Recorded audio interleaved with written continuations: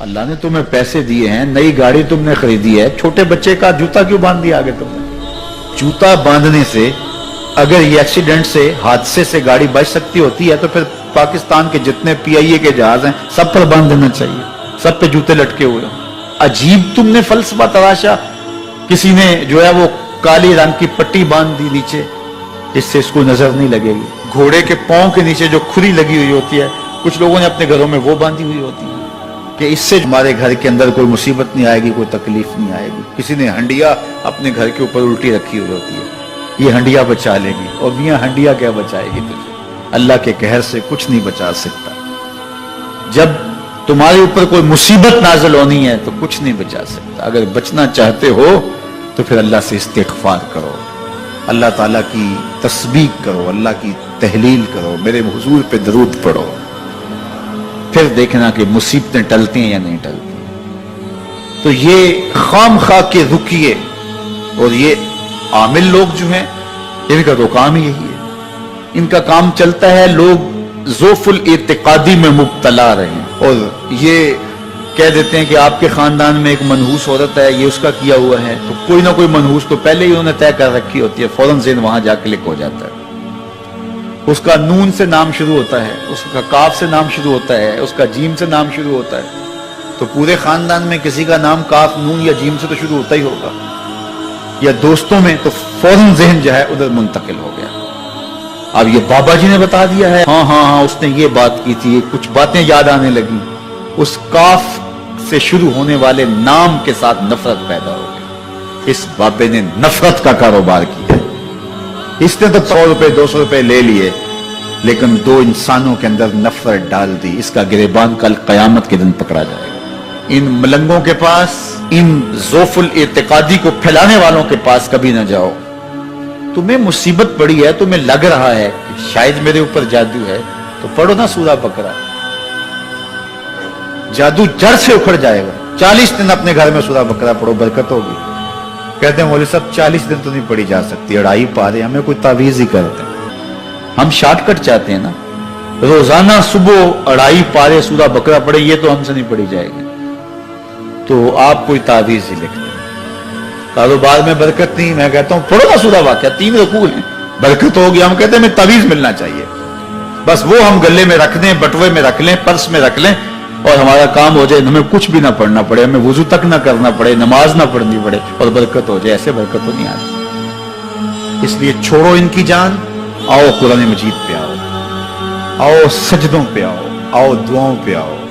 سحری کے وقت اس کی رحمتیں آواز دے رہی ہوتی ہیں, حل من مسترزقن, ہے کوئی رزق مانگنے والا, اور تم اس وقت سوئے ہوئے ہو, سارے دن ٹھوکریں کھاتے ہو. آؤ نہ اس وقت جھولی پھیلا کے, ہاتھ پھیلا کے کہو مالک تو جھولیاں بھر دے.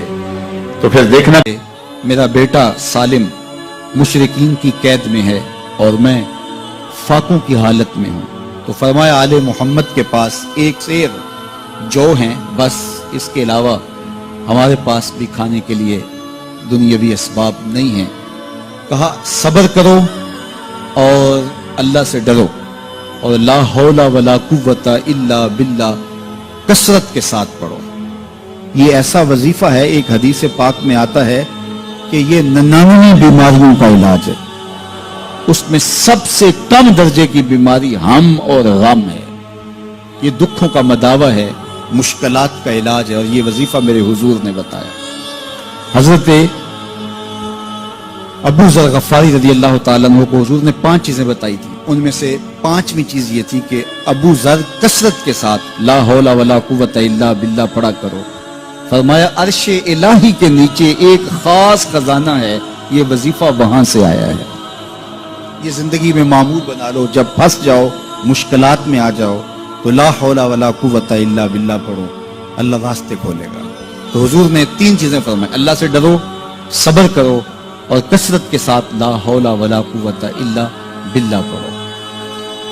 وہ فرماتے ہیں کہ میں یہ عمل شروع کیا, ابھی گھر میں بیٹھا ہی تھا کہ دروازے پہ دستک ہوئی. تو میں اٹھا کہ دروازہ کھولوں, دیکھوں کہ کون ہے.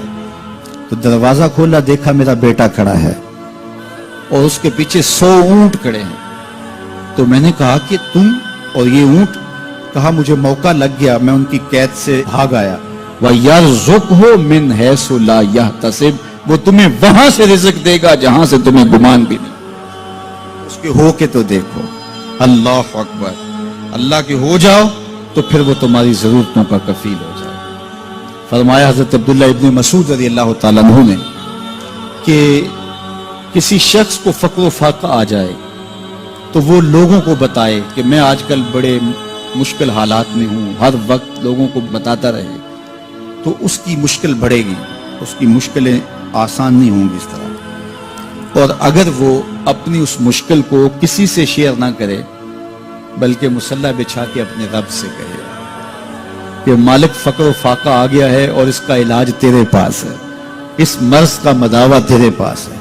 حضرت عبداللہ ابن مسعود فرماتے ہیں کہ رسول کریم نے فرمایا جلد یا بدیر اللہ اس کو مالا مال فرما دے گا۔ یہ بھی کبھی کر کے دیکھو، مشکل آ جائے، فاقہ آ جائے۔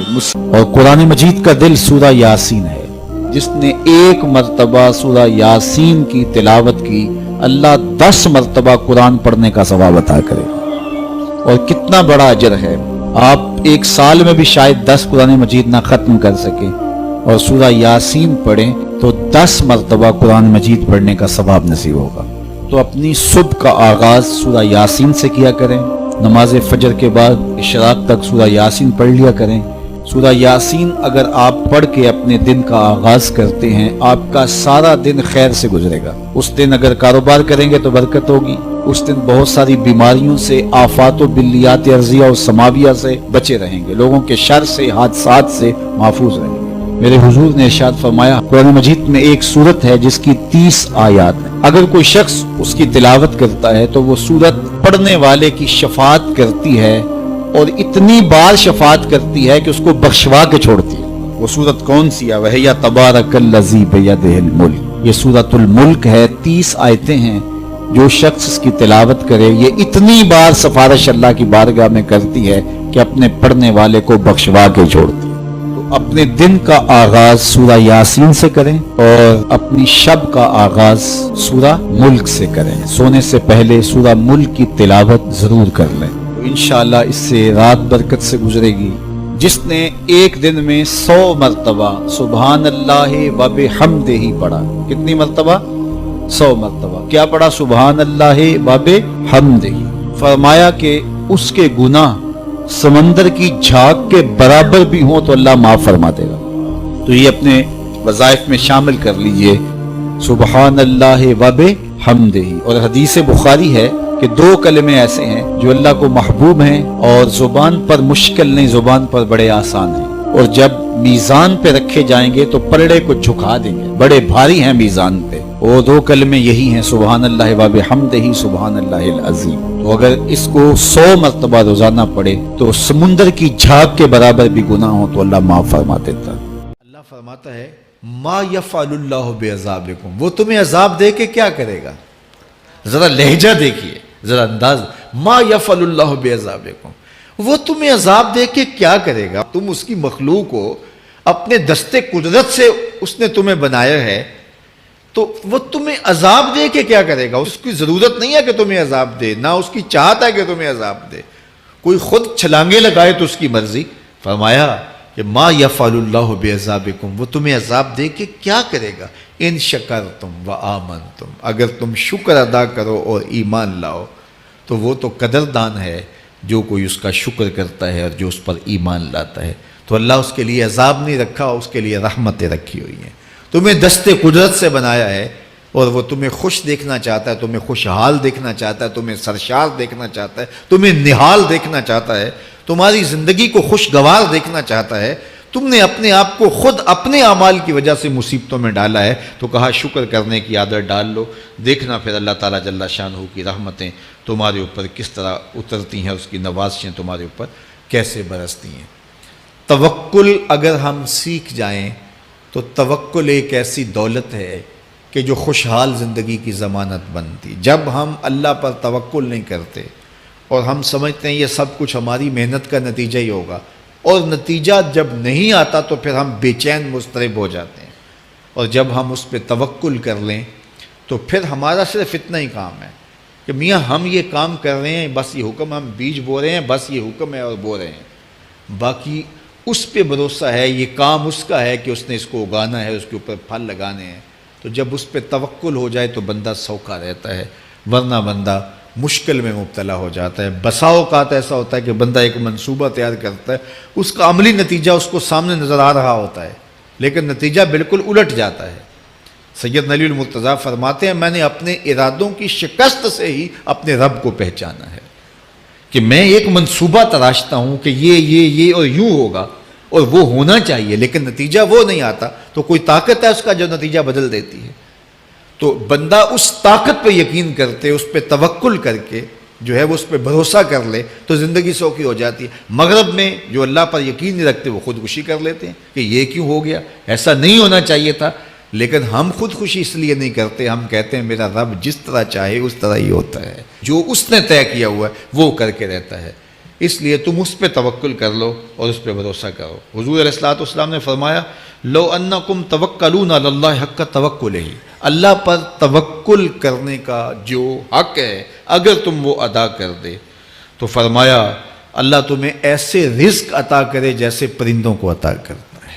ہمارا تو کاروبار ہے، یہ فیکٹری ہے، یہ دکان ہے، یہ ہماری نوکری ہے، ہم نے یہاں سے کمائی کرنی ہے۔ پرندوں کا کوئی کاروبار نہیں ہوتا، کوئی نوکری نہیں ہوتی، کوئی ٹھیا، کوئی اڈا نہیں ہوتا جہاں جا کے انہوں نے رزق کے لیے کوئی آغاز کرنا ہوتا ہے، بلکہ حضور نے فرمایا تغدو خماسا وتروح بطانا، جب وہ صبح گھر سے نکلتے ہیں تو خالی پیٹ نکلتے ہیں اور انہیں کوئی اپنی منزل کا تعین نہیں ہوتا، جدھر خیال آیا اڑ گئے ادھر، لیکن کبھی ایسا نہیں ہوا کہ شام کو خالی پیٹ واپس آئے ہوں، کہا وہ پیٹ بھر کے آتے ہیں۔ باہو بولے بن توکل پنچھی اڑ دے، خرچ نہ پلے زیرا ہو، جب گھر سے اڑتے ہیں تو ان کے پلے نہ کوئی خرچ ہوتا ہے، نہ راس المال ہوتا ہے، نہ کوئی اوزار ہوتے ہیں، نہ کوئی ہتھیار ہوتے ہیں، کچھ بھی نہیں ہوتا، یوں ہی گھر سے نکلتے ہیں، کبھی بھی خالی پیٹ نہیں آئے۔